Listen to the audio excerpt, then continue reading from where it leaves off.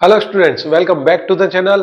आज हम बात करेंगे क्वेश्चन नंबर 9 की, the difference between revenue receipt and capital receipt.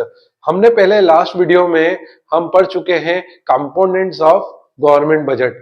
तो अगर आपने समझ लिया है गवर्नमेंट बजट के कंपोनेंट्स, तो आपको इजीली डिफरेंस समझ में आ जाएगा। नहीं भी आता है तो मैं आपको वापस से समझाता हूं।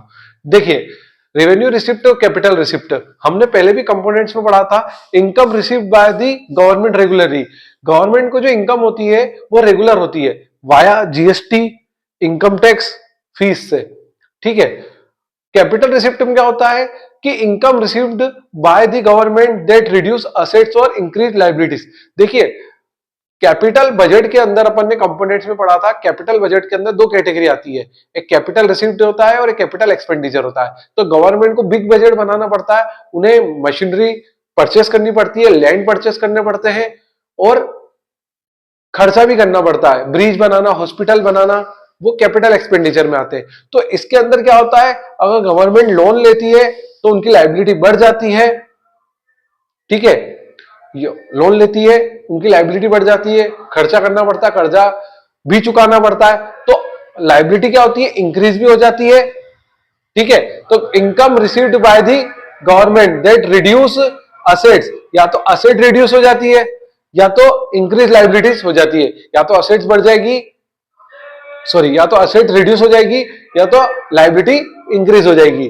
ठीक है। उसके बाद nature, it is recurring nature. देखो, रेगुलर इनकम आती है, डे टू डे इनकम आती है, ये रेवेन्यू रिसिप्ट में होता है। और कैपिटल रिसिप्ट में क्या होता है, नॉन रिकरिंग, कभी कभी जरूरत पड़ती पैसों की, हॉस्पिटल बनाने, गवर्नमेंट हॉस्पिटल बनाने, ब्रिज बनाने, रोज तो ब्रिज बनेंगे नहीं, रोज तो गवर्नमेंट हॉस्पिटल बनेंगे नहीं, एक बार लेके लोन लेके या गवर्नमेंट ने लोन ले लिया और बना लिया।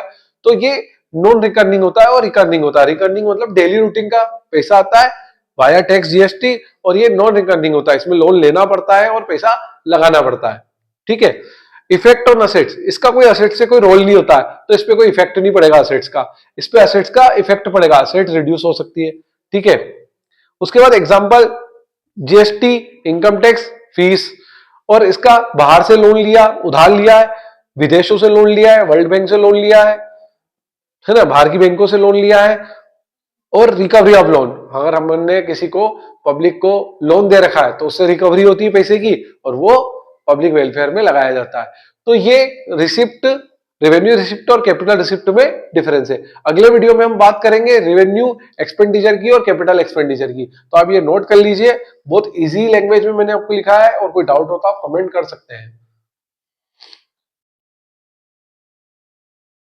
ओके, ठीक है, thank you so much for watching this video. और भी कोई क्यूरीज हो तो आप बिल्कुल कमेंट कर सकते हैं।